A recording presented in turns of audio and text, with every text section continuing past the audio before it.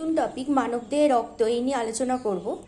মানবদেহের রক্তকে তিনটি ভাগে ভাগ করা যায়। প্রথম হচ্ছে লোহিত রক্তকণিকা বা এরিথ্রোসাইট, শ্বেত রক্তকণিকা বা লিউকোসাইট, অনুচক্রিকা বা থ্রম্বোসাইট। তার মধ্যে ফার্স্ট হচ্ছে লোহিত রক্তকণিকা। পুরুষদের দেহে 50 লক্ষ থাকে আর নারীদের দেহে 45 লক্ষ থাকে। এর গড় আয়ু হচ্ছে 120 দিন। এর কাজ হচ্ছে অক্সিজেন ও কার্বন ডাই অক্সাইড পরিবহন করে। আর রক্তে লোহিত রক্তকণিকার সংখ্যা কমে গেলে অ্যানিমিয়া বা রক্তাল্পতার সৃষ্টি হয়।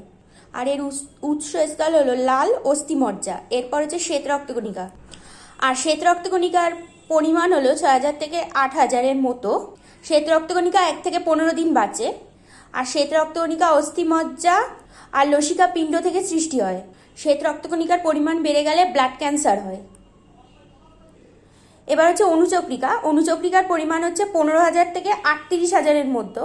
এদের গড় আয়ু হচ্ছে 3 দিন। এটির কাজ হচ্ছে রক্ত জমাট বাঁধায়। আর এর কম ক্ষরণে পারপিউরা রোগ হয়। এই ছিল হিউম্যান ব্লাড নিয়ে সংক্ষিপ্ত আলোচনা। ভিডিওটা যদি তোমাদের ভালো লেগে থাকে অবশ্যই লাইক, শেয়ার অ্যান্ড সাবস্ক্রাইব করতে ভুলো না।